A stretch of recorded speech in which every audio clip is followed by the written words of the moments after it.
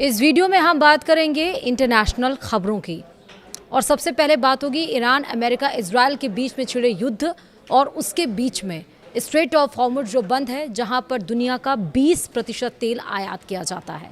लेकिन क्या आपको पता है कि स्ट्रेट ऑफ हॉर्मुज़ खुल गया है? अमेरिका ईरान के बीच में डील हो गई है।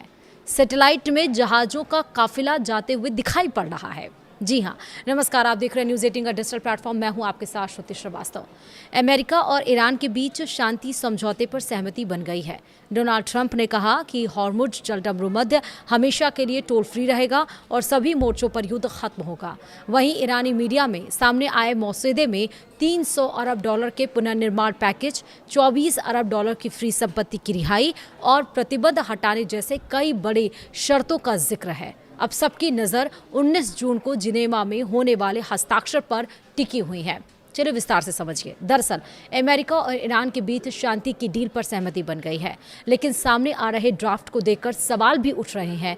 जिस युद्ध की शुरुआत अमेरिका ने ईरान पर दबाव बनाने और उसके परमाणु कार्यक्रम को रोकने के नाम पर की थी, अब उसी जंग के बाद ईरान अरबों डॉलर की राहत और पुनर्निर्माण पैकेज की मांग के साथ मेज पर बैठा दिखाई दे रहा है।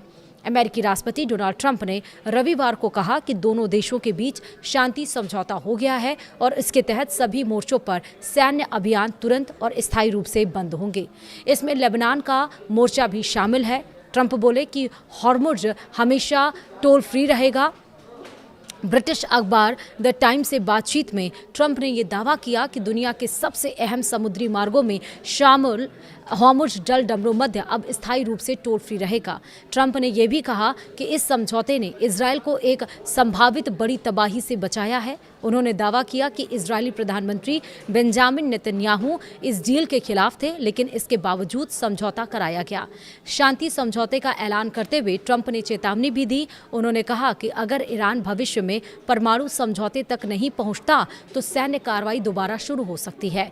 ट्रंप ने कहा कि अगर बातचीत नाकाम हुई तो वह या तो तेहरान पर फिर हमला करेंगे या फिर अमेरिका को मिडिल ईस्ट का संरक्षक बना देंगे और बदले में क्षेत्र की आय का 20% हिस्सा मांगेंगे। अब आपको समझाते हैं या बताते हैं कि ड्राफ्ट में क्या क्या है। ईरान की मेहर न्यूज़ एजेंसी के मुताबिक अमेरिका और ईरान के बीच 14 शर्तों वाला एक ड्राफ्ट समझौता तैयार किया गया है। 30 दिनों के अंदर हॉर्मुज़ से अमेरिकी नौसैनिक नाकेबंदी पूरी तरह हटेगी। ईरानी तेल और पेट्रोकेमिकल निर्यात पर लगे प्रतिबंध निलंबित किए जाएंगे। लेबनान समेत सभी मोर्चों पर युद्ध स्थायी रूप से बंद होगा। हॉर्मुज़ जलडमरूमध्य 30 दिनों के भीतर ईरानी प्रबंध के तहत दोबारा खोला जाएगा। अमेरिका और उसके सहयोगी देशों को ईरान के लिए कम से कम 300 अरब डॉलर का पुनर्निर्माण प्लान पेश करना होगा। 24 अरब डॉलर की फ्रीज रकम भी क्या रिलीज होगी, ये बड़ा सवाल है। रिपोर्ट में दावा किया गया कि वार्ता के दरमियान ईरान की 24 अरब डॉलर की फ्री संपत्ति को जारी करने का प्रावधान भी रखा गया है। इतना ही नहीं, अंतिम परमाणु वार्ता शुरू होने से पहले इस रकम का आधा हिस्सा ईरान को उपलब्ध कराना होगा।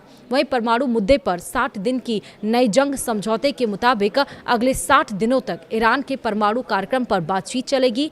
दिलचस्प बात तो ये है कि ड्राफ्ट में ईरान के मिसाइल कार्यक्रम और उसके सहयोगी प्रतिरोधी समूहों को अंतिम वार्ता से बाहर रखने की बात कही गई है। यानी फिलहाल फोकस सिर्फ न्यूक्लियर एनरिचमेंट, यूरेनियम और प्रतिबंधों पर रहेगा। अब अपडेट्स क्या क्या हैं इसमें ये भी समझ लीजिए। अमेरिका ईरान शांति समझौते के बाद हॉर्मुज़ जलडमरूमध्य से पहला गैस जहाज गुजर गया है। रिपोर्टों के मुताबिक भारत की पेट्रोनेट एलएनजी से जुड़ा एलएनजी टैंकर दिशा ईरान की ट्रैफिक सेपरेशन स्कीम के तहत जलडमरूमध्य पार करने वाली शुरुआती जहाज़ों में शामिल रहा और इसे कई महीनों से बाधित समुद्री व्यापार के दोबारा शुरू होने का महत्वपूर्ण संकेत माना जा रहा है।